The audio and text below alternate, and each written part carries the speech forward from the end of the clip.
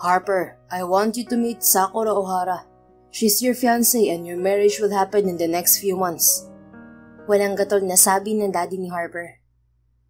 What did you say, Dad? Tila nabingi si Harper sa sinabi ng kanyang ama. Kagigising lang niya at yun agad ang balitang sumalubong sa kanya. Sakura is your fiancé, Harper. Pag-uulit nito bago bumaling sa babae. Sakura, this is Harper. Pakilala naman ito sa kanya. Tumayo ang babae at nakangiting binati si Harper. Hello, Harper. Ako si Sakura, kaibigan ni Naruto at nakatadahan ng maging asawa ni Sasuke. Nagmula ako sa bayan ng Konoha. Kinagagalak kitang makilala. Masigla nitong sabi. Why did you agree to this marriage if someone is destined to be with you? You should stick to the one you love. Seryoso niyang sabi kay Sakura. Tumawa naman si Sakura at hindi niya nagustuhan yun. Ayaw niya na pinagtatawanan siya. Nakakainsulto yun para sa isang tulad niya. Ang boring siguro ng kabataan mo, Harper. Hindi mo ba kilala mga pangalang sinabi ko? Wala ba kayong TV nung bata ka pa?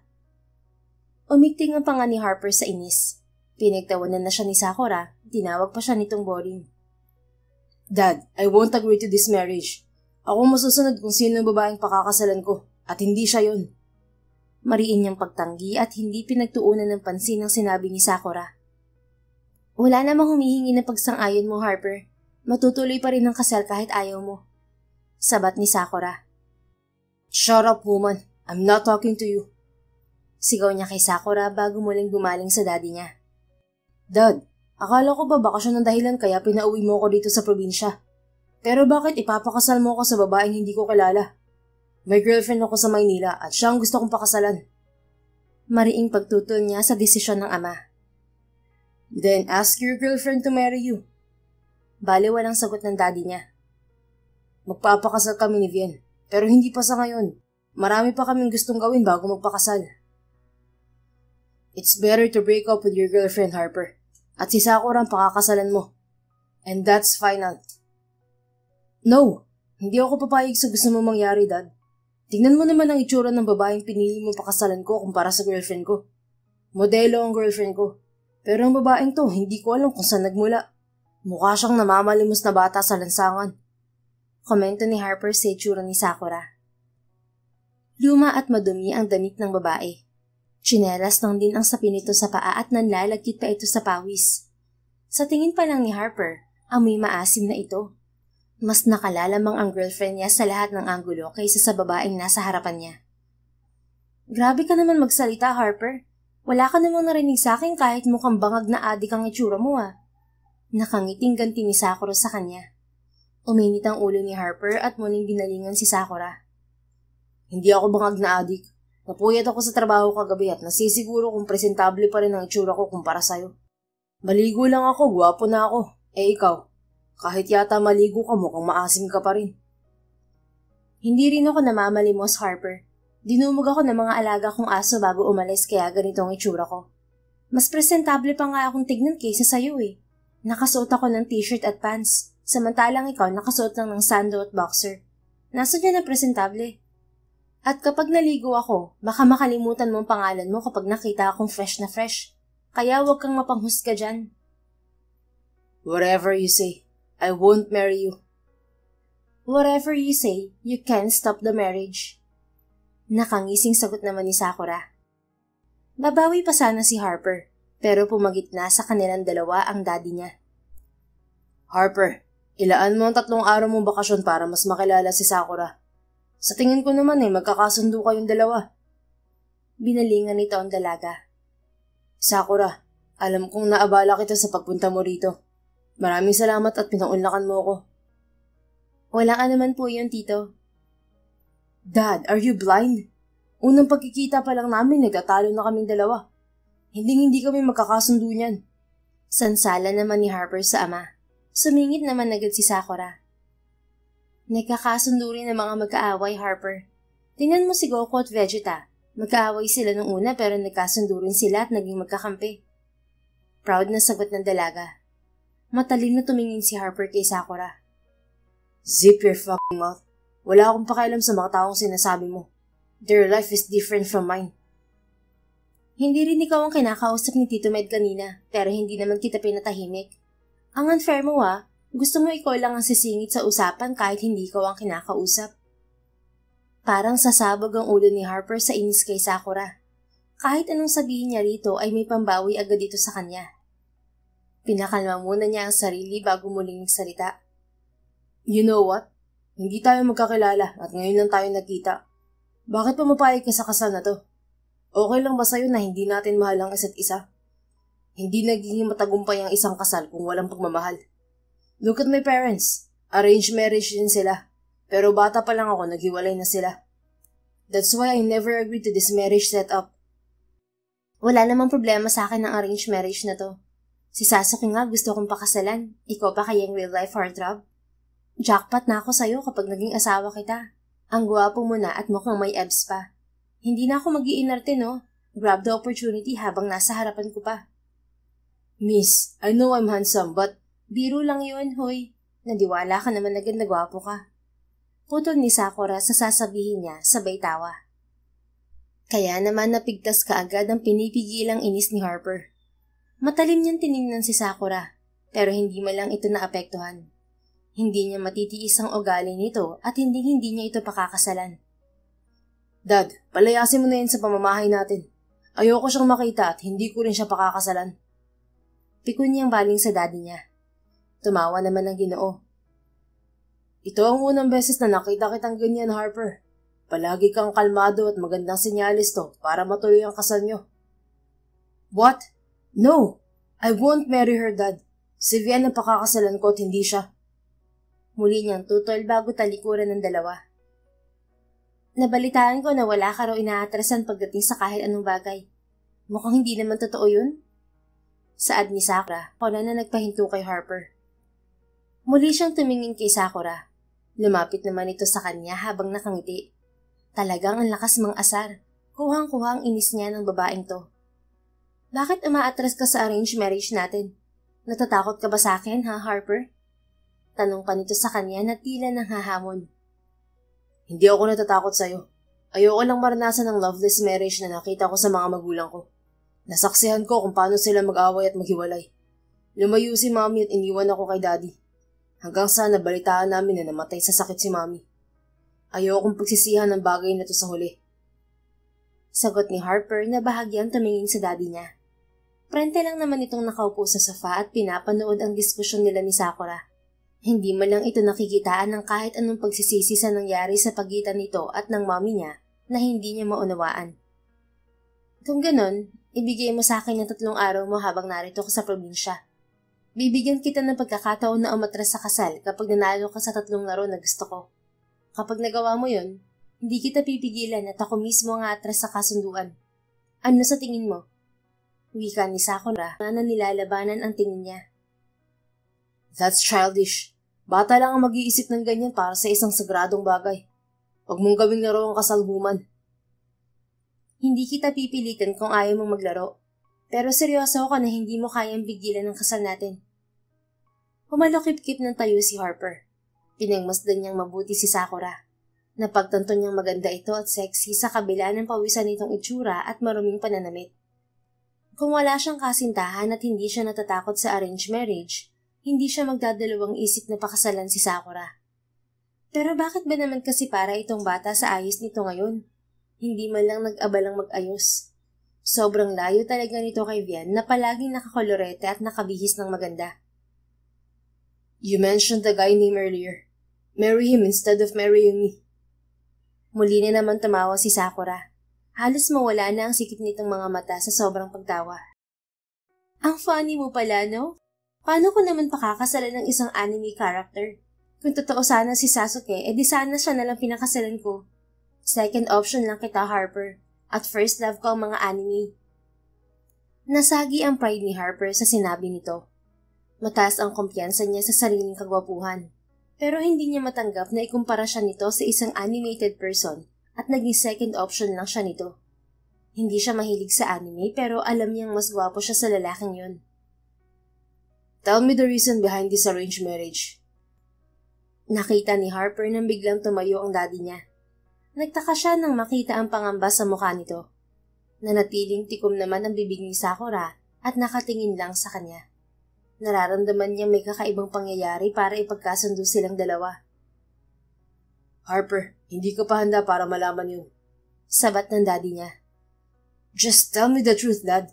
Buhay ko bang nakasalali sa arranged marriage na to? Bakit ayaw mo sabihin sa akin? Malalaman mong dahilan kapag nakipaglaro ka sa akin, Harper. Saad naman ni Sakura. Anong pagkakaiba kung ngayon ko malalaman o sa susunod na araw? May mababago ba sa epekto nun sa akin? Malaki ang magiging epekto nun sa'yo, Harper. Kaya makipaglaro ka muna sa akin bago ko sabihin ang dahilan ng arranged marriage natin. Humugot ng malalim na paghinga si Harper bago siya sumusukong nagsalita. 3 araw lang naman ang hinihingi ni Sakura at gagawin niya ang gusto nito para matapos na ang kalokohang iniisip nito. What kind of game? Parang kuminang sa paningin niya ang mga mata ni Sakura nang marinig ang sinabi niya. Depende kung anong laro ang gusto ko.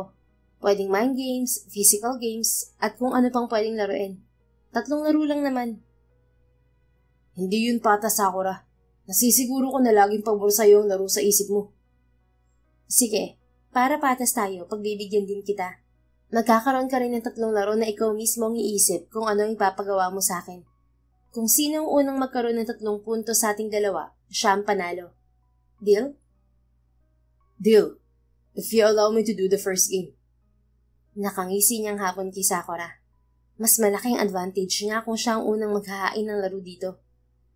Sure, you can ask me anything except to back out from our marriage. Disqualified na agad yun. Nawala ang ngiti ni Harper dahil yun ang gusto niyang sabihin. Tumikim na lang siya at nag-isip kung anong ipapagawa rito. Muli siyang umiti nang may pumasok sa isip niya at siguradong magbibigay ng puntos sa kanya. Ano ang totoong dahilan sa likod ng kasunduang to? Tanong niya. Inaasahan na niya ang hindi pagsagot ni Sakura. Hindi naman ito sinabi kanina na bawal itanong ang tungkol doon. Kapag hindi mo sinabi, mapupunta sa akin ng puntos. Dugtong niya. Masasaktan ka lang kapag sinabi ko ngayon ang dahilan. Hindi ko muna sasabihin para maging masaya ka pa sa loob ng ilang araw. Sa'yo na ang puntos at ako naman na magsasabi ng gagawin mo. Go ahead. Tell me about it. Pumunta ka sa bayan bukas ng 3:00. Magkita tayo sa tapat ng plaza. Sasabihin ko rin ang larong gusto ko. Okay, deal. Mabilis na sagot ni Harper. Tila ginanahan. Alam kasi niya na mananalo ulit siya sa susunod na laro. Nabuhay na naman ang dugo ng pagiging palaban niya dahil sa hamon ni Sakura.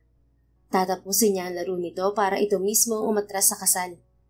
Kilala niya ang daddy niya. Hindi yung tatalikod sa salitang binitiwan nito. Kaya si Sakura ang pag-asa niya para makatakas sa kasunduan. Kinabukasan, maagang nagtungo si Harper sa bayan kaysa sa takdang oras na sinabi ni Sakura. Nanatili muna siya sa kanyang sasakyan at tinanaw ang nagkukumpulang mga tao sa plaza. Lumabas lang siya ng sasakyan nang sumapit ang 3:00. 2 consecutive wins goes to Sakura Ohara. Narinig niyang sabi ng isang boses mula sa malaking speaker sa plaza. Lumapit si Harper sa kumpulan. Nakiraan siya para makarating sa unahan. Nakita niya si Sakura sa gitna ng mga tao. Kaharap nito ang isang mesa na puno ng mga platong wala ng laman. Inaalis yun ng 2 babae sa mesa at pinapalitan ng panibagong putahe ng pagkain. Napaisip siya. Mukhang lumaban si Sakura sa eating challenge. Napailing-iling na lang siya. Akala niya ay maaga na siya roon. Mas maaga pa pala ang kakaibang babaeng to. Pati ba naman eating challenge pinatulan?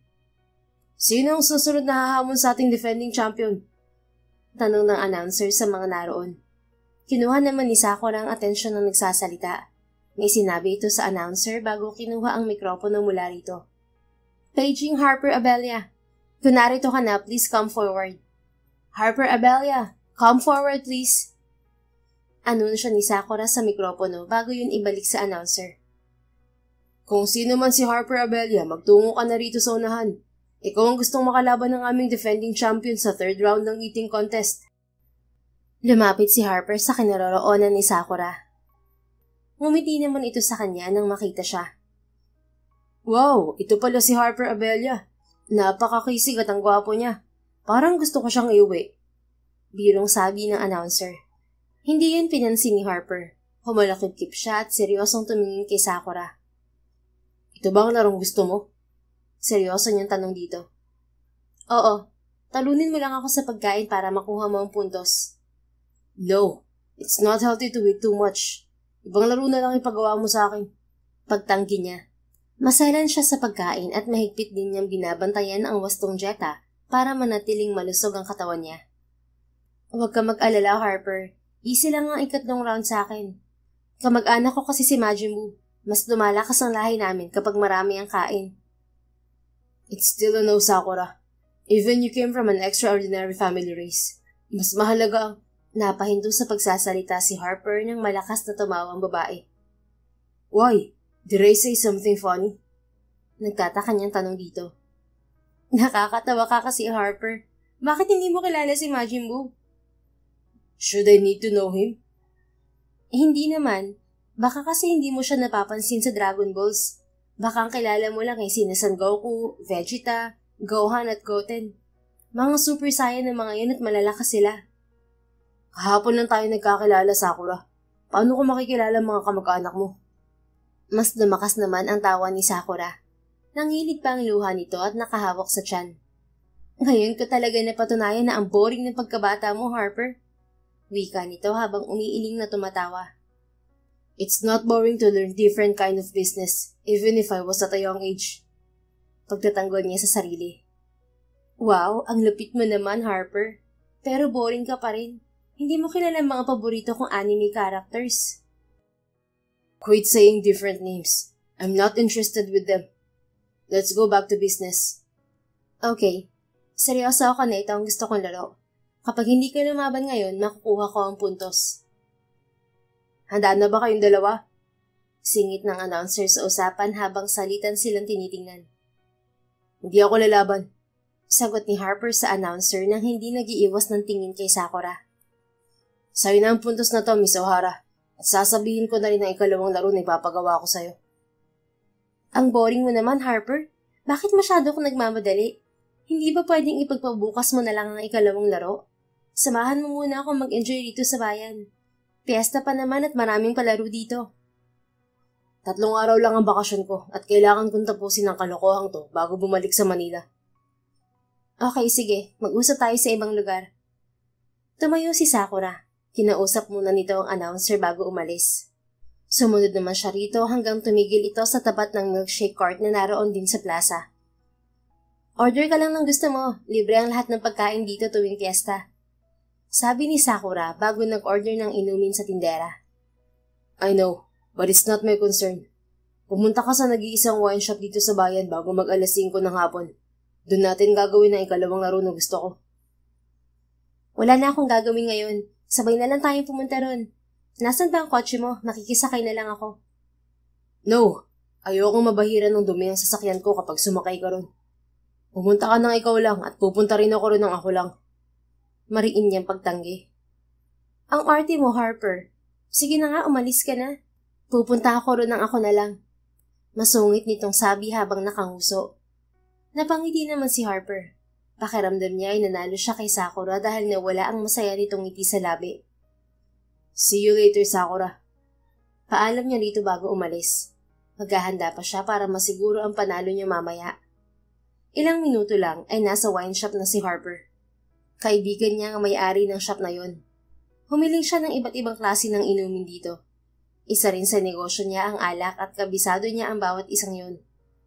Nagtimpla rin siya ng iba't ibang klase ng cocktail at iniligay yon sa wine glass. Nakahanda na ang mga yon bago dumating si Sakura. Mga hamon ka ba ng inuman, Harper? Tanong nito sa kanya habang tinitingnan ng mga alak sa mesa. Hindi, dahil ikaw lang ang iinom niyan at sasabihin mo sa akin kung anong sangkap ang mga ginamit ko. Kung hindi mo kaya, sabihin mo lang para hindi ka na mahirapan at mapunta sa akin ng puntos. Okay, libre naman to, di ba? Nagtaka si Harper nang tila magningning ang mga mata ni Sakura nang tanungin siya. Yeah, it's free. Mabilis na umupo si Sakura sa harap ng mesa. Isa-isa pa nitong inamoy ang mga alak sa baso bago inumin. Nadismaya naman si Harper nang sunod-sunod na mahulaan ni Sakura ang mga sangkap ng alak na ginawa niya. This one is called daiquiri. Consists of rum, lime juice, and simple syrup.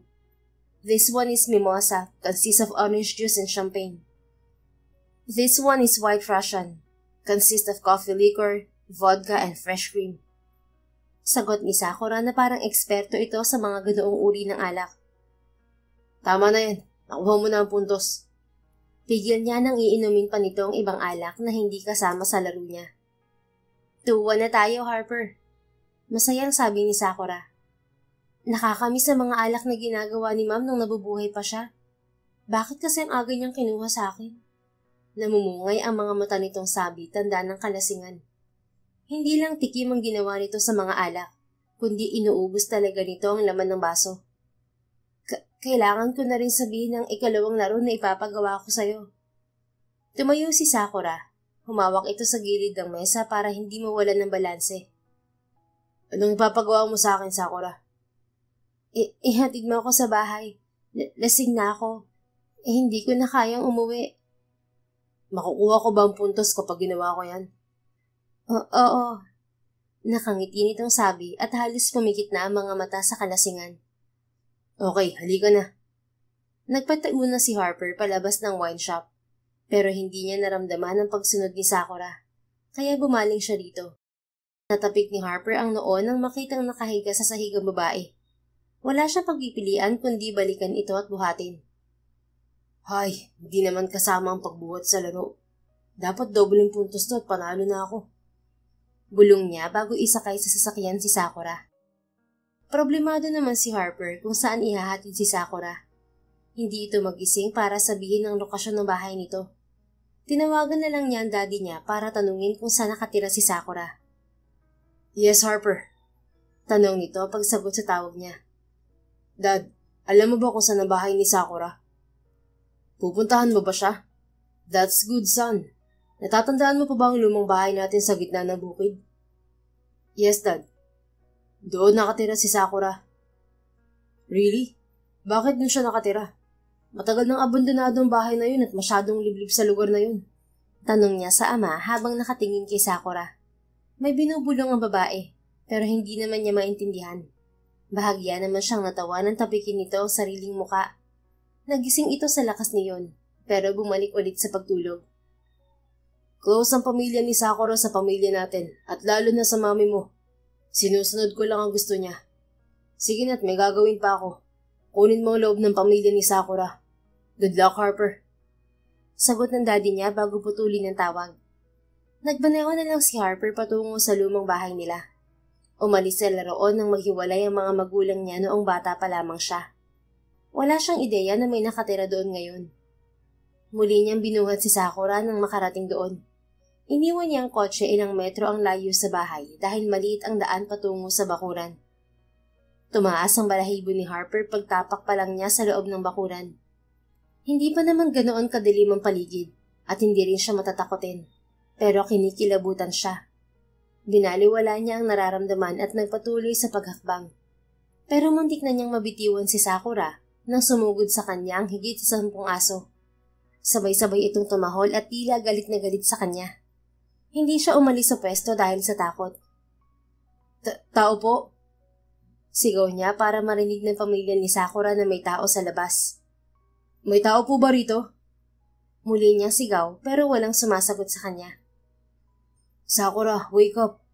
Inalug-alug niya si Sakura sa mga bisig niya. Umungo lang ito pero hindi nagmulat ng mga mata. Hey, wake up. Patigilin mo muna mga aso mo bago ka matulog ulit. Baka kagatin nila ako. Hindi siya tumigil sa pag-alog para magising si Sakura. Kumilos si Sakura pero umayos lang ito ng pwesto sa mga bisig niya. Pinulupot din ito ang 2 braso sa batok niya at isinandal ang ulo sa balikat niya. Sakura! Sigaw niya nang hindi pa rin ito nagigising. Mas lumakas ang tahol ng mga aso sa kanya. Parang mas nagalit ang mga ito dahil sa ginawa niya. Behave. Utos ni Sakura kay Harper sabay hampas sa likod niya. Sisinghalan niya sana ito dahil parang siya ang ginawa nitong aso. Pero napansin naman niya ang pagtahimik ng mga aso sa paligid. Nakatingin lang ang mga ito sa kanya. Dahan-dahan naman siyang humakbang. Tinatansya niya kung susugod ang mga ito. Nang makitang hindi kumikilos sa mga aso, mabilis siyang pumasok sa bahay. Hindi nakalak ang pinto kaya nakapasok agad siya. Wake up, woman, or I'll drop you here. Banta niya kay Sakura nang hindi pa rin ito nagigising. Pero tahol ng mga aso sa labas ang sumagot sa kanya. Shit, ano ba itong pinasok ko? Kung alam kong ganito ang mangyayari, ibang paraan na lang sanang ginawa ko para hindi matuloy ang kasal. Reklamo niya bago pumasok sa nag-iisang silid doon. Ibinaba ni Harper si Sakura at nanghihina rin siyang umupo sa sahig. Iniisip naman niya kung paano makakaalis doon nang hindi siya nilalapan ng mga aso. Tinawagan niya ang daddy niya para humingi ng tulong, pero hindi ito sumasagot. Ilang beses pa niya itong tinawagan pero wala pa rin. Naghintay na lang siya kung kailan magigising si Sakura, pero nakatulugan na niya ang paghihintay roon. Nagising si Harper sa tahol ng mga aso mula sa labas. Nakita niyang maliwanag na sa paligid. May kumot din sa kandungan niya, pero wala na si Sakura sa kama. Tumayo siya, pero naagaw ang atensyon niya sa mga anime characters na nakadikit sa dingding ng silid. Nasisiguro niyang yun ang mga paboritong karakter ni Sakura. Nagtungo na lang si Harper sa bintana para makita kung anong pinagkakaguluhan ng mga aso. May hinahabol ang mga ito, pero halatang nakikipaglaro lang. Narinig niya ang tawa ng isang babae kaya inisip niyang si Sakura yon. Hindi naman siya nagkamali dahil nakita niyang tumatakbo si Sakura habang hinahabol ng mga aso. Pinanood lang niya ang tila bata nitong pakikipaglaro sa mga alaga. Masayang masaya ito kapag dinudumog ng mga aso. Mahahalata rito na mabuti itong tao para mahalin ng ganoon karaming aso. Good morning, Harper! Sigaw ni Sakura nang makita siya nito. Kumuway pa ito sa kanya habang nakangiti. Nakakahawa ang ngiti nito at hindi niya namalayan na nakapaskil na rin ang ngiti sa labi niya. Good morning, Sakura. Bulong niya.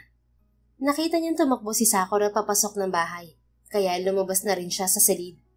Napatigil si Harper nang makita niyang kasama ni Sakura ang mga aso. Napansin naman ni Sakura na natigilan siya. Lumapit ito sa kanya at hinila siya sa braso bago itulak sa gitna ng mga aso. Natumba siya sa sahig at agad na pinalibutan ng mga ito. Damn it, Sakura! Why did you do that? Sigaw niya rito, pero natahimik agad siya nang umungal ang mga aso sa tabi niya. Nakipaglaro ka muna sa kanila, Harper. Magluluto lang ako. Paano ako makikipaglaro sa kanila kung gusto nila akong gawing agahan? Gusto mo ba akong mamatay sa ganitong paraan? Mababait ang mga aso ko, Harper. Ipapakilala kita sa kanila. Umupo si Sakura sa tabi niya at hinawakan ang kamay niya. Kinuha rin nito ang isa pang aso. Harper, meet Natsu. Idinikit ni Sakura ang kamay niya sa paan ng aso at parang nag-shake hands sila ng aso. Ganoon din ang ginawa nito sa iba. Hindi na niya matandaan ang pangalan ng mga aso pero napansin naman niyang bumait ang mga ito sa kanya. Makikipaglaro ako sa kanila pero mapupunta ang punto sa akin. Kondisyon niya kay Sakura nang makasundo niya ang mga aso. Walang problema, pero hindi mo nagagamitin ang ikatong laro na ipapagawa mo sa akin at ako na magbibigay ng hamon sa'yo. Deal? Sandaling nag-isip si Harper. Pareho na silang may 2 puntos ni Sakura kapag tinanggap niya ang alok nito. Malalaman din sa larong ibibigay nito kung sino ang mananalo sa kanilang dalawa. Mas may advantage ngayon si Sakura dahil pwede nitong ipagawa sa kanya ang magpapanalo rito. Pero wala na rin siyang oras para mag-isip ng ibang ipapagawa kay Sakura. Babalik na siya sa Maynila bukas at ayaw niyang magkaroon ng sagabal sa trabaho niya. Hindi naman siya papayag na matalo nito. Okay, deal. Sagot niya kay Sakura. Humiti naman si Sakura bago siya nito tinaboy sa labas ng bahay kasama ang mga aso. Hindi naman inaasahan ni Harper na mag-e-enjoy siyang makipaglaro sa mga aso. Tumigil lang siya nang marinig ang boses ni Sakura at sinabing kakain na sila. May kanya-kanyang bowl ng pagkain ng mga aso sa sahig, habang magkasalo naman sila ni Sakura sa mga pagkain na nasa ibabaw ng mesa. Bakit wala kang kasama rito, Sakura? Nasaan ang pamilya mo? Tanong ni Harper sa gitna ng kanilang agahan. Sila ang pamilya ko. Simpleng sagot ni Sakura patukoy sa mga kumakain na aso. I know, but I'm asking about your parents. Bakit hindi mo sila kasama? Hiwalay ang parents ko at may kanya-kanya na silang pamilya. Lumaki ako sa lolo at lola ko, pero wala na rin sila ngayon. Itinoon ko na lang ang atensyon ko sa pag-aampon ng mga stray dogs at panonood ng anime para hindi ako malungkot habang nag-iisa ako rito. Natigilan naman sa pagkain si Harper. Pinagmasdan niya si Sakura. Palagi itong nakangiti pero nakikita niya ngayon ang bahid ng lungkot sa itsura nito. Ibig sabihin, nag-iisa ka sa bahay na to kasama ang mga aso? Oo, tulad ng sinabi ko, sila ang pamilya ko. Natural sila ang kasama ko sa bahay. Nakangiti nitong sabi, pero hindi niyo kayang takpan ng lungkot sa mga mata nito. Alam mo ba kung kanino ang bahay na to? Oo naman, bahay to ng pamilya ni Ma'am Divine, ang mommy mo. Tumigil sa pagkain si Harper at tumingin kay Sakura. Paano mo nakilala si Mommy? Mahabang kwento, pero malaking utang na loob ko kay Ma'am Divine. Siya ang kumukup sa akin na mawala si Lolo at Lola. Ako rin ang kasama niya nang magkasakit siya at bago siya lumisan sa mundong to. Si Mommy ba ang dahilan kaya gusto mo akong pakasalan? Seryoso niyang tanong. Tumawa naman si Sakura at bahagyang tumingin sa kanya. Hindi ka nga nanonood ng anime, pero nahumaling ka naman yata sa mga teleserye. Seryoso ako, Sakura. Sinabi ba ni Mommy sa'yo na pakasalan ako bago siya mamatay? Muli niyang tanong. Nasa ibang bansa siya nang mawala ang mommy niya dahil sa komplikasyon nito sa atay. Alam niyang maraming bisyo ang mommy niya at isa yun sa dahilan kaya laging nag-aaway ang mga magulang niya noon. Walang ganun, Harper. Ano bang teleserye ang pinapanood mo at naisip mo bagay na yan? Tigilan mo na ang panonood noon. Anime na lang ang panoorin mo at mas maaaliw ka pa. Wala ba siyang sinabi para sa akin bago siya namatay? Hindi niya napigilan ang lungkot sa boses niya. Hindi sila lagi nag-uusap ng mommy niya simula nang umalis ito. Pero kahit ganoon ay nangungulila pa rin siya rito. Nilabanan niya ang lungkot dahil ito ang umiwan sa kanila ng daddy niya. Mas nanaig ang pride niya kaysa sa pagmamahal niya sa mommy niya. May mga sinabi si Ma'am Divine para sa'yo. Gusto niyang humingi ng tawad sa ginawa niyang pag-iwan sa'yo. Mali man daw ang naging simulan nila ng daddy mo, pero ikaw ang pinakamasayang nangyari sa buhay nila. Kaya lang, mas pinili niya ang sarili niyang kaligayahan. Sa una masaya siya, pero nang magtagal, naisip niyang hindi pala niya nakuha ang tunay na kaligayahan dahil iniwan niya yun. Huli na ang lahat bago niya naisip yun dahil nakaratay na siya sa sakit niya. Isa lang naman ang gusto niya, ang maging masaya ka. Lumuwag ang pakiramdam ni Harper nang marinig ang sinabi ni Sakura. Panatag na siya dahil iniisip din pala siya ng mommy niya kahit hindi sila magkasama. Magiging tapat ako sa'yo, Sakura. Hindi ako masaya sa arranged marriage natin, kaya tigilan mo na to. Mamaya na lang tayo mag-usap, Harper. Tapusin muna natin ang pagkain. Pagbabago nito sa usapan.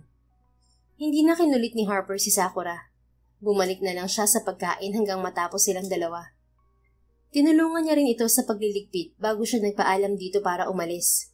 Hinatid naman siya nito hanggang sa kotse niya kasama ang mga aso. Babalik na ako sa Maynila bukas. Sabihin mo na ang ikatlong laro na ipapagawa mo sa akin. Pakasalan mo ang nobya mo, Harper. Kapag tinanggap niya ang proposal mo, panalo ka. Kapag tumanggi siya, panalo ako at matutuloy ang kasal nating dalawa. Naging seryoso ang itsura ni Harper habang nakatingin kay Sakura. Pinaglalaruan mo ba ako, Sakura? Hinamon mo ako sa isang laro para magkaroon ako ng pagkakataon na manalo at hindi ituloy ang kasal natin. Tapos ngayon sinasabi mo pakasalan ko ang nobya ko. Bakit sinayang mo pa ang oras ko sa walang kwenta mong laro kung yan din ang gusto mo? Gusto lang kitang makilala kaya ginawa ko ang mga larong yon. Wala naman akong maisip na ibang gagawin para hindi boring ang 3 araw nating pagsasama. Ngayon naman, binibigyan kita ng pagkakataon para makasama ang taong mahal mo. 2 linggo lang ang ibibigay ko sa'yo para gawin ng proposal sa kanya. Umatras ka na lang sa kasal para makasama ko si Vian ng walang sagabal. Yun naman ang gusto ni Mommy, di ba? Ang maging masaya ako. Sundin mo na lang kung anong sinabi niya. Sinusunod ko lang ang gusto ni Ma'am Divine na maging masaya ka, Harper. Gawin mo na lang ang huling laro na pinapagawa ko sa'yo. Doon natin malalaman kung sino ang mananalo sa ating dalawa. Pwede mo namang hindi gawin para sa akin mapunta ang puntos. Nang sa gayon, wala kang pagpipilian kundi pakasalan ako. Okay, walang problema. Kung yan ang gusto mo, gagawin ko. Pero sasabihin mo rin sa akin ang dahilan kung bakit nagkaroon ng arranged marriage sa pagitan nating dalawa. Ayokong ikasal kami ni Vian na may gumugulo sa isip ko. Kapag nanalo ako sa laro, malalaman mo rin ang dahilan ng kasunduan. Nakangiti nitong sabi. Hindi ka mananalo, Sakura, dahil may plano na kaming magpakasal ng nobya ko. Sabihin mo na sa akin ngayon ang totoo dahil hindi na tayo magkikita pagkatapos nito. Gawin mo muna ang huling laro. Kapag nanalo ka, hindi na natin kailangan magkita pa. Huminga ng malalim si Harper. Matibay si Sakura at ayaw pa rin itong sabihin ang gusto niyang malaman. Manalo o matalo, sasabihin mo pa rin sa akin ang dahilan ng kasunduan, Sakura. Saad niya bago siya sumakay ng kotse niya. Mag-iingat ka, Harper. Sa halip ay sagot nito habang kumakaway sa palayo niyang sasakyan. Nanatili sa kinatatayuan si Sakura kasama ang mga aso nito. Malayo na siya pero nakikita pa rin niya mula sa side mirror na nakatanaw pa rin ang mga ito sa sasakyan niya. Wala sa sariling itinigil ni Harper ang sasakyan. Nagtaka rin siya sa sarili kung bakit siya huminto. Kumunot ang noon niya at muling tumingin sa side mirror. Nakita niyang nakatayo pa rin si Sakura kung saan niya ito iniwan. May naguudyok sa kanya na bumalik, pero pinigilan niya ang sarili. Muli na lang niyang pinaandar ang sasakyan at hindi na siya tumingin pa sa side mirror. Bumalik si Harper sa Maynila at araw-araw na siyang abala sa kanyang mga negosyo. Malakas ang demand ng mga agricultural products niya sa farm at mataas din ang order ng coconut wine na nilalabas naman ng bansa. Surprise! Umangat ang tingin ni Harper nang marinig ang pamilyar na boses ng kanyang nobya. Nakatayo ito sa may pintuan ng opisina niya habang hawak ang box ng isang kilalang restaurant sa bansa. Vian, sweetie, what brings you here? Tumayo siya at sinalubong ng yakap ang kasintahan. I missed you, sweetie. Simula kasi nang magbakasyon ka sa probinsya, hindi ka na nagpaparamdam sa akin. Isang linggo na rin tayong hindi nagkikita simula nang bumalik ka sa Manila. Akala ko may ibang babae ka na. Sumagi agad sa isip ni Harper si Sakura. Simula nang bumalik siya sa Maynila, palagi niya itong pumapasok sa isip niya. Hindi niya inaasahan na magkakaroon agad ng epekto sa kanya si Sakura matapos ng 3 araw. Pero alam niyang mali yun dahil may nobya siya. Marahang dumistansya si Harper kay Vian bago ito masuyong halikan sa labi. Pinilit niya ang sarili na dapat si Vian lang ang nasa isip niya dahil kataksilan kung may iniisip siyang ibang babae. Hindi mangyayari yun, sweetie. Naging abala lang ako sa hinanda kong sorpresa para sa'yo. Sagot niya pagkatapos ng halik. Thank you, sweetie. I can't wait to see your surprise. Anyway, I brought some food for our lunch. Let's eat? Yeah, sure.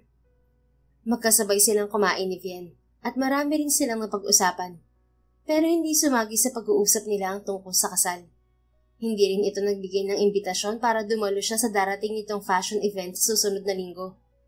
Pabor naman yun sa kanya dahil gagawin niya ang marriage proposal sa araw ng event.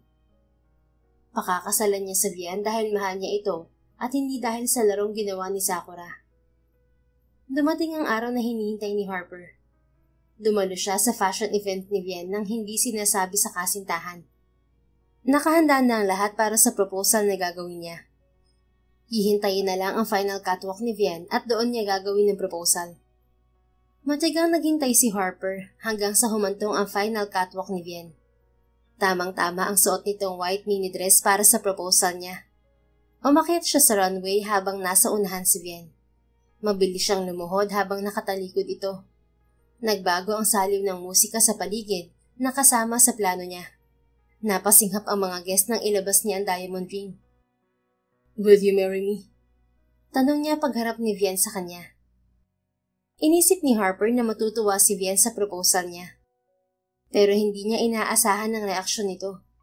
Namutla at tumingin sa isang guest na naroon din sa fashion event. Dude, you're proposing to my wife. Galit na sabi ng lalaking tinitingnan ni Vian. Naguluhan naman si Harper. Girlfriend niya si Vian. Pero bakit sinasabi ng lalaki na asawa nito ang nobya niya? Tumingin siya kay Vian. Nagpatuloy ito sa pagrampa hanggang sa makalapit sa pwesto niya. I'm sorry, Harper. I'll explain everything later. Bulong nito bago siya lagpasan.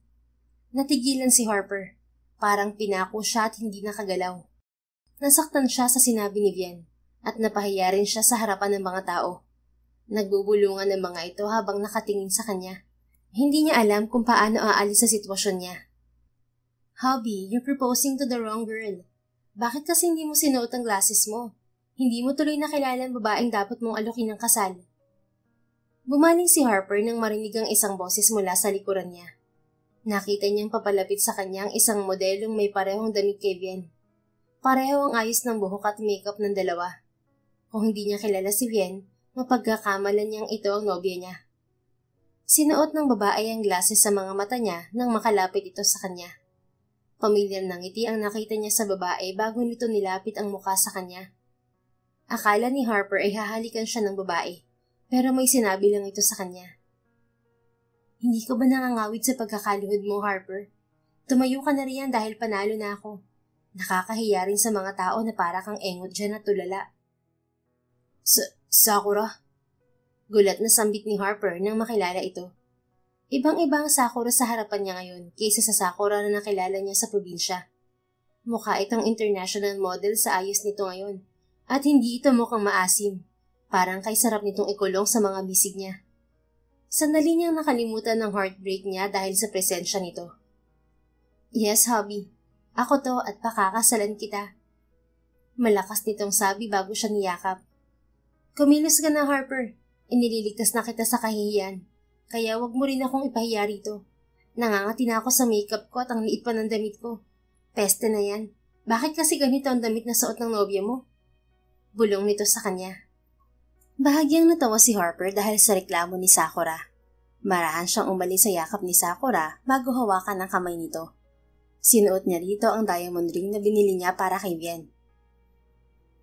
Thank you for accepting my proposal, Sakura. Nakangiti niyang sabi, pero hindi yun ang kasalukuyan niyang nararamdaman. Masaya sana ang puso niya kung tinanggap ni Vian ang proposal niya. Pinaghandaan niya ang lahat, pero ang proposal na nangyari ngayon ay isang palabas na lang para hindi mabahiran ng kahihiyan ng pagkatao niya. Hinawakan niya magkabilang pisngi ni Sakura at mabilis itong hinalikan sa gilid ng labi. Alam niyang parte lang yun ng palabas, pero napahinto siya at napatitig sa labi ni Sakura. Nawala lang ang atensyon niya sa labi nito nang marinig ang palakpakan ng mga tao.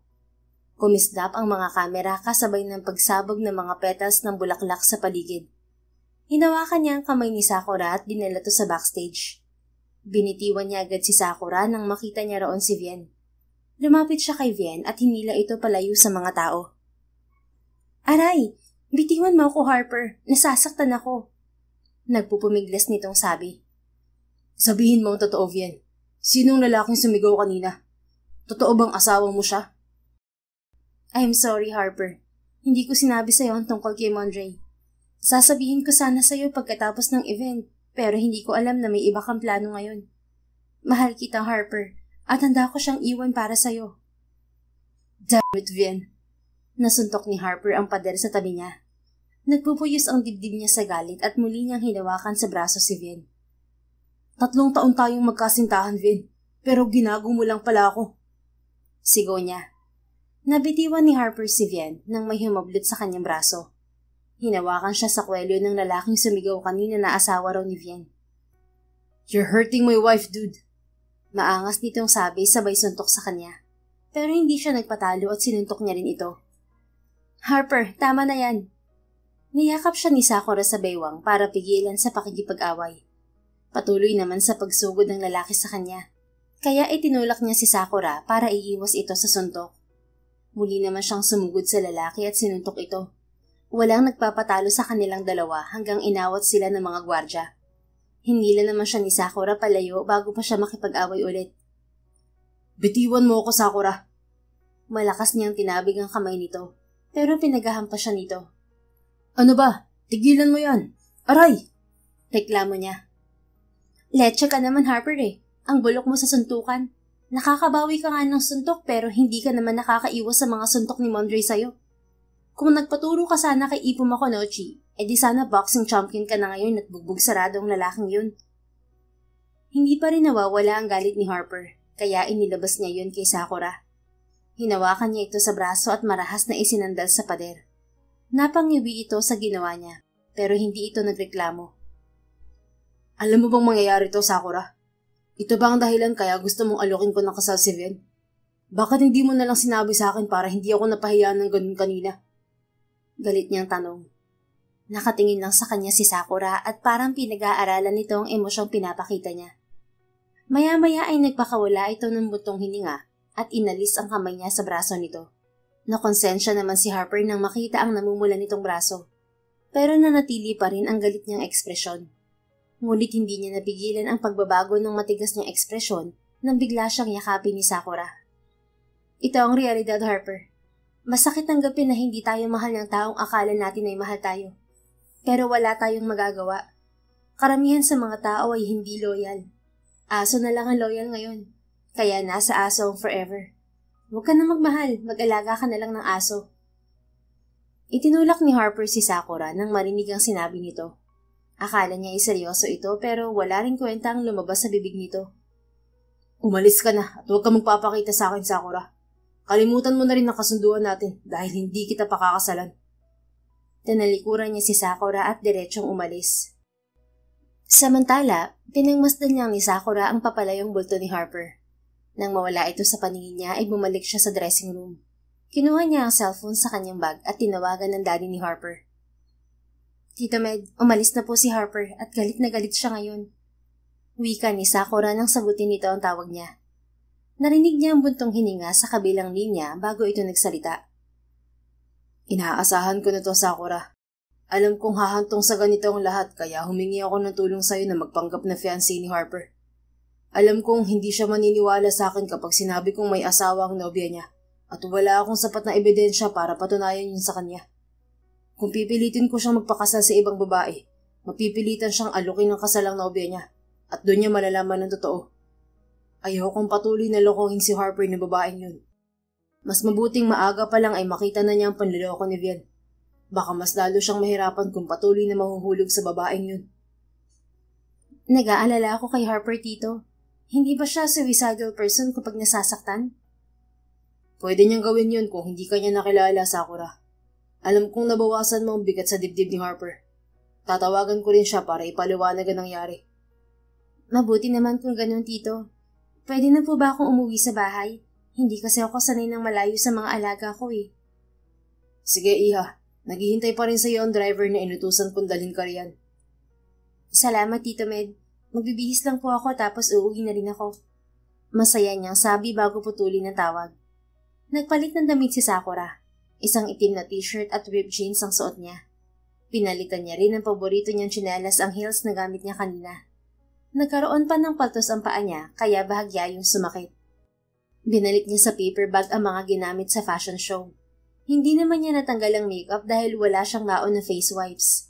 Hinayaan na lang niya yun sa mukha niya at sa bahay na lang niya aalisin. Nang maayos na niya ang sarili, saka pa lang siya lumabas ng dressing room. Nakasalubong naman niya ang baklang binayaran ng daddy ni Harper para makarampa siya, kahit hindi kasama sa listahan ng mga modelo. Ito rin ang nagsabi kung anong susuotin niya, nagayos sa kanya at nagturo kung paano rumampa, kagaya ng isang profesional na modelo. Hello, Sakura! Do you have a plan to enter in modeling? I'll handle you, darling! Nakangiti nitong sabi sa kanya.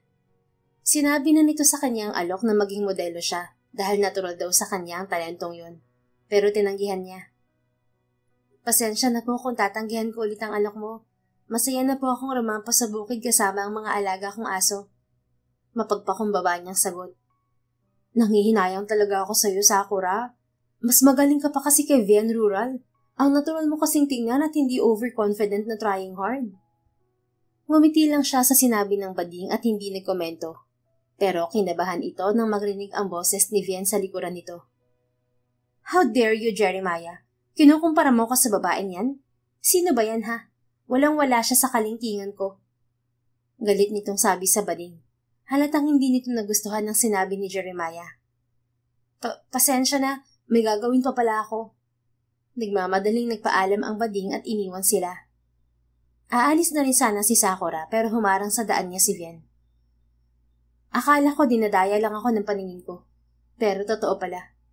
Ikaw yan, Sakura Ohara. Matagal din tayong hindi nakita. Kumusta ka na? Nakangiti nitong bati. Pero alam niyang may kahulugan ang ngiti nito at hindi yun maganda. Nawala rin agad ang peke nitong ngiti nang hindi siya sumagot. Gumaganti ka ba sa akin, Sakura? Plano mo bang kunin si Harper dahil iniwan ka ng fiancé mo sa araw ng kasal niyo? Hanggang ngayon hindi ka pa rin nagbabago. Mayayaman pa rin ang punteriya mo para makatakas ka sa kahirapan mo. Ang dapat sa'yo, Ven, narito ka lang pala. Kanina pa kitang hinahanap. putol ng bagong dating na lalaki sa sasabihin ni Vien. Kaagad pumaskil ang ngiti sa labi ni Vien ang tumingin sa lalaki. Mondre, sweetie. I'm sorry kung hindi ako nakapagpaalam sa'yo. Binati ko lang si Sakura. Natatandaan mo pa ba ang ex-fiancé mo? Kumunot ang noon ni Mondre at bumaling sa kanya. Humiti naman siya rito para ipakitang wala na itong epekto sa kanya. Mas gusto pa niyang mag-alaga ng aso kaysa magmahal ng manloloko. Naniwala siya sa pagmamahal nito kahit na malaki ang agwat ng pamumuhay nila. Pero imahinasyon niya lang pala yun. Napilitan lang itong makisamahan siya dahil kay Ma'am Divine na gustong magkasosyo sa negosyo ang pamilya nito. Sakura Ohara? Ikaw ba talaga yan?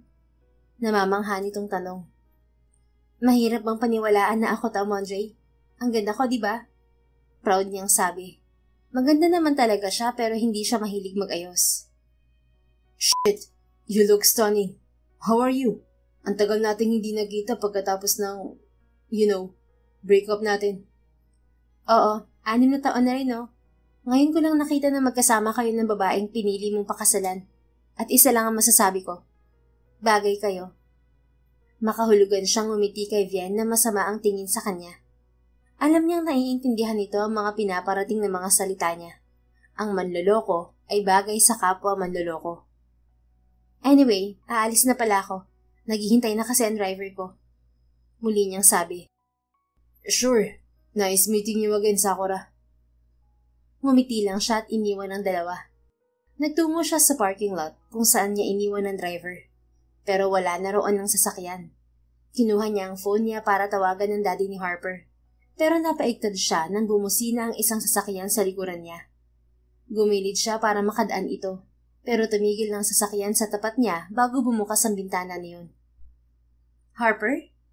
Gulat niyang sabi nang makita ito sa sasakyan. Bakit ang tagal mo? Kanina pa ako naghihintay rito. Sumakay ka na. Kunot noon itong sabi. Bakit mo ko hinihintay? Seryoso itong tumingin sa kanya at pumaskil ang kakaibang ngisi sa labi nito na hindi niya inaasahang makita. Pakiramdam niya ay may plano itong gawin sa ngising yun. Maglalaro tayo ng bahay-bahayan, Sakura. Ako bilang tatay at ikaw bilang nanay. Magsasanay rin tayo kung paano gumawa ng bata. Gusto mo ba yun? Peking umiti si Sakura. Niyakap niya ang bag at hawak niyang paper bag na tila iyon ang magtatanggol sa kanya. Kinabahan siya sa gustong laro ni Harper.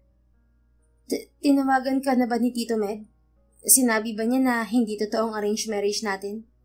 Tinulungan ko lang siya para imulit ka sa panloloko ng girlfriend mo. Bumalik sa pagiging seryoso ang itsura ni Harper. Dumoble naman ang kaba sa dibdib ni Sakura. Napalunok siya kahit wala naman siyang iniinom.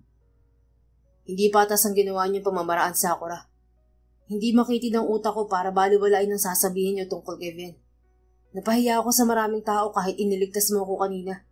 Kaya ngayon, harapin mo ang resulta ng ginawa mo. Sandali, wala naman akong kasalanan eh. Kawang gawa lang yun at libre ang serbisyo ko. Bonus na lang yung luma niyong bahay na binigay sa akin ng daddy mo dahil bilin yun ng mami mo bago siya mamatay. Bukod dun, wala na akong tinanggap mula sa daddy mo. Paliwanag niya. Hindi bebenta ang paliwanag mong yan sa mga taong saksi kanina sa proposal. Sumakay ka na at may pupuntahan tayo. May kasama akong driver. Doon ako sasakay. Pinalis ko ng kotseng sinakyan mo kanina. Sumakay ka na rito. Teka, bawiin mo muna yung laro na sinabi mo, Harper. Nainis naman si Harper. Sasakay ka ba o iiwan kita rito? Sasakay na. Napipilitan niyang sagot. Umikot si Sakura sa kabilang bahagi ng sasakyan bago sumakay. Umupo siya sa tabi nito sa unahan. Tahimik namang nagmaneho si Harper habang tahimik din siyang nakatingin sa labas ng sasakyan. Maya-maya ay pumasok sila sa isang gusali at tumigil sa parking lot niyon. Nasaan tayo? Bakit dito tayo tumigil? Hindi mo ba ako ihahatid sa probinsya? Sunod-sunod niyang tanong sa binata. Bukas ka na lang umuwi sa probinsya. Gagabihin tayo sa daan kapag umalis tayo ngayon. Mahinahong sagot ni Harper bago ito lumabas ng sasakyan. Nagmamadali rin siyang bumaba ng kotse at sinundan si Harper. Hindi pwede, Harper. Walang kasama ang mga aso ko. Kailangan ko umuwi ngayon din. Pagpupumilit niya, pero hindi siya pinansin ni Harper. Hinablot niya ito sa braso at iniharap sa kanya. Harper, naririnig mo ba ako? Kailangan ko umuwi ngayong gabi. Sige, umuwi ka. Ito ang susi, magmaneho ka. Naiinis nitong sabi. Inilagay nito ang susi sa kamay niya bago siya talikuran. Sa inis ni Sakura, binato niya ang susi kay Harper. Hindi pa siya nakontento, binato niya rin dito ang hawak niyang paper bag at ang singsing na isinuot nito sa kanya kanina. Sana hindi mo pinalis ang driver kanina kung hindi mo ako ihahatid sa bahay. Naghihintay ang mga aso ko ron, at ayaw kong maramdaman na naman nila ang pag-iwan sa kanila. Ihatid mo ako pa uwi, Harper. Aso lang ang mga yun, Sakura. Kaya nilang mabuhay na walang nag-aalaga sa kanila. Pagod ako at maraming nangyari sa araw na to. Gusto ko na magpahinga. Napakasama mo, Harper. Porket mga aso sila ayos lang naiwan. May damdamin din ng mga hayop na kagaya nila. Nasasaktan din sila kapag iniiwan. Hindi lang nila masabing nararamdaman nila dahil hindi nila kayang magsalita. Pero makikita mo yun sa mga mata nila. Kung marunong ako magmaneho, hindi kita aabalahin ng ganito. Naluluha niyang sabi. Mahal na mahal niya ang kanyang mga aso. Nasasaktan siya sa tuwing nakatingin ng mga ito kapag umaalis siya. Kapag umuuwi naman siya ay nakikita niyang naghihintay ang mga ito. Ramdam na ramdam niya ang pagmamahal ng mga ito kapag sumasalubong sa pagdating niya. Hindi niya nararamdaman ng pag-iisa dahil sa mga ito. Dinampot ni Harper ang susi sa semento. Isa-isa rin itong kinuha ang laman ng paper bag at ibinalik sa lalagyan. Pero hindi nito kinuha ang singsing. Halika na, ihahatid na kita pa uwi. Wika nito bago bumalik sa sasakyan. Napangiti naman si Sakura. Nakalimutan mo yung singsing, Harper. Paalala niya rito. Pero wala itong sagot. Mabilis naman niyang dinampot ang singsing. Sayang to. Pwede ko itong ibenta pambili ng dog food. Sabi niya bago bumalik sa sasakyan. Tama ang sinabi ni Harper dahil gabi na sila nang makarating sa bahay nila. Nagbabanta rin ang sama ng panahon at umuulan nang dumating sila. Kaagad namang sumalubong ang mga aso ni Sakura nang tumigil ang sasakyan. Hindi nagpatinag ang mga ito sa ulan para lang sumalubong sa kanya. Tingnan mo sila, Harper. Hindi nila kayang sabihin kung gaano sila kasaya. Pero makikita mo yun sa kanila. Minsan, mas magandang makiramdam kaysa makinig. Sa ganung paraan mo mararamdaman kung totoo ang pakikitungo sa'yo ng taong nasa harapan mo. Wika niya bago bumaba ng sasakyan. Dinambahan agad siya ng mga aso. Isa-isa niyang hinaplos ang ulo ng mga ito bago sila pumasok sa bahay. Pinapasok niya muna lahat ng mga aso sa loob at isasara niya sana ang pinto. Pero nagulat siya nang pumasok din si Harper sa bahay. Hindi ka pa ba uuwi? Tanong niya rito. Malakas ang ulan. Magpapalipas ako ng gabi rito. Bakit dito? Malapit lang naman ang bahay niyo rito ah. Doon ka na matulog para makapagpalit ka rin ng damit. Wala akong damit dito na kakasya sa'yo. Ngumisi sa kanya si Harper. Malakas namang kumabog ang dibdib niya dahil sa ngising yun. Seryoso ako sa larong bahay-bahayan, Sakura. At sisimulan ko yun ngayon. Paalala nito bago pumasok sa silid niya. Hinayaan na lang niya si Harper at pinakain niya ang kanyang mga alagang aso. Nang maramdaman ni Sakura ang pagod, pumasok na siya sa kanyang silid. Muntik pa niyang makalimutan na naroon si Harper. Topless itong nakahiga sa kama niya at nababalutan naman ng kumot ang ibabang bahagi ng katawan nito. Mukhang natutulog na ito kaya dahan-dahan ng pagkilos niya sa loob ng silid. Naglinis siya ng katawan at nagpalit na rin ng pantulog. Kumuha siya ng kumot sa cabinet niya at marahan din siyang kumuha ng isang unan sa ibabaw ng kama. Napatili naman siya nang biglang hawakan ni Harper ang braso niya. Kaagad niyang tinakpan ng kamay ang bibig niya. Pasensya na kung naistorbo ko ang tulog mo. Bumalik ka na sa pagpapahinga mo. Saan ka matutulog? Tanong ni Harper na halata ang antok sa boses. Sa salas ako matutulog. May upuang kahoy ron na pwedeng tulugan. Wala siyang narinig na salita mula kay Harper bago nito bitiwan ang braso niya at bumalik sa pagkakapikit. Kumuha naman siya ng isa pang kumot at maayos yung ipinatong sa katawan nito. Naranasan ko na rin ang pinagdaanan mo, Harper. Tinalikuran din ako ng taong akala ko ay mahal ako. Pero ang kaibahan lang natin, sa simbahan niya ako tinalikuran at sa araw mismo ng kasal namin. Masakit, pero kinaya ko at alam kong kaya mo rin. Iwanan mo ang sakit ng kahapon at harapin ang panibagong araw na sasapit paggising mo. Good night, Harper.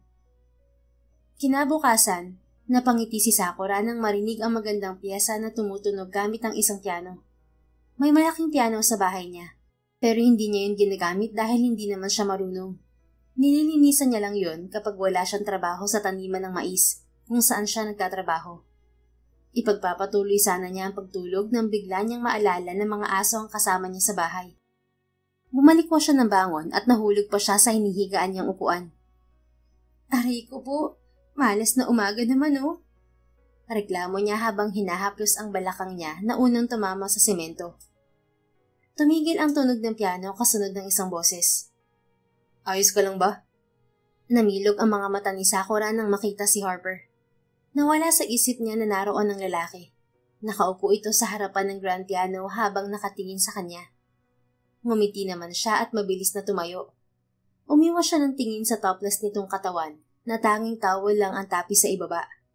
Pinagtuunan na lang niya ng pansin ang pagliligpit sa higaan niya para hindi siya matulala sa kakisigan ni Harper. Ayos lang ako. Kanina ka pa ba gising? Yeah. Tipid nitong sagot at muling tumugtog sa piano. Hindi pamilyar kay Sakura ang tinutugtog nito, pero maganda yun sa pandinig. Sige, magluluto lang ako ng agahan. Kumain ka muna bago umalis. Nagtungo sa kusina si Sakura para magluto. Nakahiga naman malapit kay Harper ang mga alaga niyang aso. Parang nagugustuhan ng mga ito ang tinutugtog ni Harper dahil hindi siya pinansin ng mga ito. Muling nagsalo sa agahan si Sakura at Harper. Maganang kumain ng binata sa niluto niyang tinolang manok at pritong hawot. Pagkatapos kumain ay nagpaalam na rin ito sa kanya. Hinatid naman niya si Harper hanggang sa kotse nito. He's such a jerk for leaving you on your wedding day. Sabi ni Harper sa kanya. Ngumiti naman si Sakura. Alam niyang ang tinutukoy nito ay ang dati niyang fiancé. Yan din ang iniisip ko ng araw na iwan niya ako. Pero okay na ako ngayon. Napatunayan kong wala na akong nararamdaman sa kanya nang makita ulit kami kahapon. Mayaman at maganda lang yung babaeng pinalit niya sa akin pero lamang pa rin ako sa kanya. Bagay naman silang dalawa. Tipid nang ngumiti si Harper sa kanya. Mas relax na ito ngayon kumpara kahapon. You're a great woman, Sakura. Napakabuti ng puso mo. Salamat at nakilala kita. At salamat din dahil inalagaan mo ang piano ni Mommy. Gumaan ang pakiramdam ko nang gamitin ko ang piano kanina. Walang anuman, Harper. Iniingatan ko lahat ng iniwan ng Mommy mo dito. Mag-iingat ka sa biyahe. Dumalo ka rito kapag stress ka at gusto mong tumugtog ng piano. Hindi ko alam kung makakabalik pa ako rito. Pero salamat. Sagot nito bago sumakay sa kotse. Nalungkot naman si Sakura na wala na silang pag-asang makita ulit ni Harper. Pero tinago niya ang kalungkutan sa malawak niyang ngiti. Singkit ang mga mata niya at hindi nito makikita ang kalungkutan doon kapag nakangiti siya. Siya nga pala, Sakura. Nakita kong singsing sa banyo mo kanina. Huwag mong isusuot yun. Hindi bagay sa yung singsing na yun. Muli nitong sabi habang nakasilip sa bintana ng kotse. Hindi ko yun isusuot. Plano ko lang ibenta sa bayan bukas. Sayang kasi kung itatapon lang. Ayaw mo naman kaya akin na lang. Tapat niyang sabi. Pero sa kaibuturan ng puso niya ay nasaktan siya. Hindi yata talaga bagay sa kanya ang kahit anong singsing dahil nakatakda siyang mag-isa sa buhay kasama ang mga aso niya. Good. Tipid nitong sabi bago pa andarin ng kotse. Tinanaw lang ni Sakura ang sasakyan nito. Hindi na niya napigilan ang lungkot na lumukob sa dibdib niya dahil sa pag-alis ni Harper. Makukontento na lang siya sa kakarampot na alaalang pinagsaluhan nilang dalawa. Bumalik sa dating buhay si Sakura sa bukid. Paulit-ulit lang ang ginagawa niya sa loob ng 3 buwan. Gigising, magluluto ng pagkain nila ng mga alaga niya, makikipaglaro sa mga ito, at minsan ay kasama niya mga aso sa bukid. Uuwi siya sa bahay at matutulog. Isang araw ay pagod na pagod siyang umuwi ng bahay pagkatapos ng pag-aani nila ng mais. Papasok pa lang siya ng bakura nang marinig niya ang pamilyar na tunog ng piano sa loob ng bahay. Tumahol ang mga aso at nagtakbuhan ng mga ito paloob. Tumakbo rin siya dahil alam niyang si Harper yon. Harper! Masaya niyang bulalas nang makita ang lalaki sa harap ng piano. Pinagkakaguluhan ito ng mga aso niya. Ngumiti si Harper sa kanya. Napansin niya ang magaan nitong aura at para itong kumikinang sa mga mata niya. Magpalit ka na ng damit, Sakura. May dala akong pagkain para sa hapunan. Wow, sakto nagugutom na rin ako. Tumakbo siya pabalik sa silid niya. Nakita pa niya ang isang paper bag sa ibabaw ng kama. Sinilip niya ang laman niyon at nakita niyang isang box ng chocolate. Hindi niya muna pinagtuunan ng pansin na chocolate. Mas excited siya dahil dumalaw sa kanya si Harper pagkatapos ng 3 buwan nitong walang paramdam. Nilalaro ni Harper ang mga aso pagbalik niya sa sala. Ngumiti ulit ito sa kanya nang makita siya. Magkasabay naman silang pumunta sa kusina. Inilagay niya sa mga lalagyan ang dala nitong pagkain. Nakaupo naman ito habang pinagmamasdan sila. Vian visited me last week. Panimula nito. Nagkaroon ng ideya si Sakura na hindi maganda ang nangyari sa pagkikita ng dalawa. Kaya bumisita sa bahay niya si Harper para tumugtog ng piano. Anong nangyari sa pagkikita niyo? She want me back. Ouch! Bigla niyang sabi nang mapaso siya ng mainit na sabaw na sinasalin niya sa mangkok. Mabilis naman tumayo si Harper at lumapit sa kanya. Tiningnan nito ang daliri niya. Dahan-dahan lang, Sakura. Mabuti hindi ka nagkasugat. Ngumiti si Sakura at marahan niyang binawi ang kamay niya kay Harper. Natatakot siyang maramdaman din ito ang mabilis na tibok ng puso niya sa simpleng paghawak nito sa kamay niya. Nabigla lang ako. Balik ka na sa upuan mo. Ano ulit ang sinasabi mo tungkol kay Vian? Muli niyang sabi bago pinagpatuloy ang ginagawa niya. Bumalik sa upuan si Harper at pinagpatuloy ang naudlot na kwento. Vian filed a divorce to her husband and she wants me back. She's willing to accept my marriage proposal after their legal separation. Anong sagot mo sa kanya? Mahinahon niyang tanong, pero parang sasabog sa kaba ang puso niya. Hinihiling niya na sana hindi tinanggap ni Harper ang pakikipagbalikan ni Vian. Asumera siya at umaasang magkakaroon ng magandang relasyon sa pagitan nilang dalawa. Nabigo na siya sa unang mayaman na lalaki, pero hindi naman pera ang habol niya. Gusto rin niyang mahalin ng taong mahal niya. Inaamin niyang sa nagdaang mga buwan ay hindi na nawala sa isip niya si Harper. Palagi niyang pinananabikan na sana makita niya itong muli. Kahit para silang aso at pusa nung una, alam niya sa sarili niya na gusto niya ang binata. Sakura, totoo bang si Vian ang dahilan kaya iniwan ka ng ex-fiancé mo sa simbahan? Sa halip ay tanong nito. Oo. Bakit mo naitanong? May kinalaman ba yun sa sagot mo sa alok ni Vian? Kung babalikan ka ng ex-fiancé mo, tatanggapin mo ba ulit siya para sa second chance? Hindi na ano. Ano siya, Hilo? Ang hirap ng pinagdaanan ko sa kanya tapos tatanggapin ko ulit siya. Hindi ako ganun katanga para hayaan na muli niya akong saktan. Hindi ako naniniwala sa second chance. Niloko niya ako at sinaktan ng sobra-sobra. Kaya paano pa magkakaroon ng second chance? Kailanman hindi magiging future ang past. Itutuon ko na lang sa mga aso ang pagmamahal ko. Mabilis niyang sagot.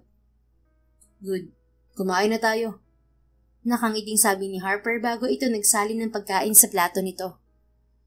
Teka, hindi mo pa sinasabi kung anong sagot mo kay Vian. Tumanggi ako sa gusto niya at sinabi kong tigilan na niya ako. Wala na rin siyang mapapala sa akin dahil sinabi ko sa kanya na ikakasal na tayong dalawa. 3 years niya akong niloko. Paniwalang-paniwala ako na single siya noong una namin pagtatagpo sa Manila. Yun pala, may asawa siya sa malayo. Kung hindi pa ako nag-propose ng kasal sa kanya, hindi ko malalaman na matagal na niya akong pinagmumukhang tanga. Ngumiti naman si Sakura. Mas pabor sa kanya ang dahilan ni Harper kaysa tanggapin itong muli si Vian. Kahit nagmumukha siyang escape route ni Harper sa dati nitong kasintahan. Ano palang sabi ng daddy mo? He's happy na nakawala na ako kay Vian. And I want to say thank you for helping Dad. Sorry kung nagalit ako sa'yo nung nalaman ko nakasabot ka ni Dad. I wasn't thinking that time. Narealize ko na concerned lang naman kayo sa akin. Wala yun. Nauunawaan ko naman dahil galit ka at nasasaktan. Tapos napahiya ka pa sa harap ng maraming tao. Yes, salamat. At saka, sorry din kung ngayon lang ako nakabalik dito. Okay lang, Harper. Wala ka namang obligasyon sa akin. Pero gusto kong malaman mo na lagi kong plano na dalawin ka. Kaso nga lang, naging busy ako sa negosyo. Pero okay na ngayon, kaya madalas na ako makakadalaw dito. Pagkatapos ng pagbisita ni Harper, nasundan nga yun, at madalas itong magtungo sa bahay niya tuwing weekend. Dumadalaw sila sa daddy nito at namamasyal kasama ang mga aso niya. Sinabi ni Harper sa kanya na ginagawa lang nito ang larong bahay-bahayan, kaya lagi siya nitong pinupuntahan. Mas nakilala nilang isa't isa at mas nahuhulog naman si Sakura kay Harper. Ayaw niya lang sabihin yun sa binata dahil natatakot siyang masaktan ulit kapag hindi sila pareho ng nararamdaman. Inisip na lang niya na bored lang ito at kaibigan lang talaga ang turing sa kanya. Sakura. Masuyong tawag sa kanya ni Harper habang pinagmamasdan nila ang sunset sa likod ng bahay niya. Bakit? Sagot niya at bahagya itong tiningnan. Uminit naman ang pisngi niya nang mahuling nakatingin to sa kanya. Sa pag-ibig ba, effective rin ang pakiramdam kahit walang salitang mahal kita? Sa tingin ko, oo. Hindi kasi sapat ang salitang mahal kita kung hindi mo mararamdaman ang pagmamahal niya. Nagtataka lang kasi ako. Saan? Kung bakit hanggang ngayon hindi mo pa rin maramdaman na mahal kita. Hindi naman ako nagmamadali dahil dumaan tayo sa pangit na relasyon. Pero 5 buwan na tayo naglalaro ng bahay-bahayan. Ayoko nang maglaro dahil gusto na kitang ibahay, Sakura. Mahal kita at gusto kitang pakasalan. Natahimik si Sakura. Wala siyang mahanap na salita at nablangko ang isip niya. Tanging malakas na tibok ng kanyang puso ang naramdaman niya. Hindi pala sapat ang pakiramdam lang dahil masarap din sa pandinig ang salitang mahal kita. Hindi naman ito ang first time na narinig niya. Pero nang si Harper na ang nagsabi, ang lakas-lakas ng tibok ng puso niya. Pakakasalan mo ba ako at sasamahang bumuo ng masayang pamilya sa hinaharap? Sabi pa ni Harper. Namangha si Sakura nang lumuhod sa harapan niya si Harper, hawak ang mamahaling singsing. Kumikinang ang diamante niyon mula sa tama ng sinag ng sunset. Tinatanggap ko, Harper. Mahal din kita. Mabilis na sagot niya. Aba, palay na lumalapit. Choosy pa ba siya? Hindi na siya natatakot sabihin ng totoong nararamdaman para dito. Nagtapat na si Harper sa kanya at magiging tapat na rin siya. Masaya siya na pareho nilang mahal ang isa't isa. Sinuot ni Harper ang singsing sa daliri niya. Masuyo pa nitong hinalikan ang likod ng palad niya bago tumayo. Pwede ba kitang yakapin at halikan, Sakura? Nahihiya nitong tanong. Nakangiti namang tumango si Sakura. Kinabig siya palapit ni Harper at hinalikan sa labi. Yun ang una nilang yakap at halik sa loob ng ilang buwan nilang magkakilala. Kung dati ay kontento na siya sa nararamdamang kilig kapag nanonood ng anime, pero kakaibang kilig ang pinaparamdam ni Harper sa kanya ngayon. Parang may naghahabulan sa tiyan niya at hindi magpaawat sa lakas ng kabog ang dibdib niya. I love you, Sakura. Bulong ni Harper nang marahang naglayo ang mga labi nila. I love you too, Harper. Kailan mo pa nalaman na mahal mo ko? Simula nang hindi ako nakadalaw dito. Doon ko na-realize na gusto pala kita. Hindi ka ba nagtataka na palagi na ako narito tuwing weekend? Yun ay dahil mahal kita. Hindi hintay kitang magsabi kung mahal mo rin ako. Kaso medyo manhid ka pala. Mahal kita, oo. Simula rin nung huminto ka ng pagpunta rito, doon ko rin na-realize na mahal kita. At hindi ako manhid, no? Minahal nga kita ng lihim eh. So, magagawa na nating totoong bahay-bahayan natin yan? Oo naman, pero bawal pa tayong magtabi hanggat hindi tayo kasal. Siyempre naman, I respect you so much. Kaya saka ng honeymoon kapag kasal na tayo. Pakakasalan mo talaga ako? Napangiti si Harper. Siyempre naman, yan ay kung papayag ka. Umuo na ako kanina, di ba? Kaya tara na, magpakasal na agad tayo, Harper. We will, sweetheart. We're meant to be. At tayong karapat-dapat na ikasal at magsama habang buhay. Ginawaran nito ng matamis na halik sa labi si Sakura. Lumipas ang 7 buwan nang maganap ang kasal ni Sakura at Harper. Masaya para sa kanila ang daddy ni Harper dahil simula pa lang daw ay gusto na rin ito si Sakura para sa anak nito. Pagkatapos din ng kasal, ay hindi na hinayaan ni Harper na magtrabaho pa si Sakura sa bukid. Nanirahan sila sa syudad dahil sa negosyo ni Harper at kasama pa rin ni Sakura ang mga alaga niyang aso. Nabawasan na rin ang pagkahumaling niya sa anime dahil kasama na niya ang taong magbibigay ng totoong kasiyahan sa kanya. si Harper, ang kanyang asawa. Nagsimula man sa laro ang lahat, natapos naman sila sa kasal at wagas na pagmamahalan. Nasaktan man sila pareho noon ng mga taong minahal nila. Ngayon, sila na ang magkasama at masaya sa piling ng isa't isa. Hindi naman naglipat ang taon ay nabiyayaan din sila ng anak. Kaya naman lalo nang naging lubusan ng kaligayahan nilang mag-asawa. Nakakasiguro si Sakura na habang buhay na siyang hindi mag-iisa dahil meron na siyang sariling pamilya. The End. Kung nagustuhan mo ang istoryang ito, please don't forget to like, comment, and share it with your friends. Your support really makes a difference. Thank you and see you sa ating next story. Keep safe and be blessed.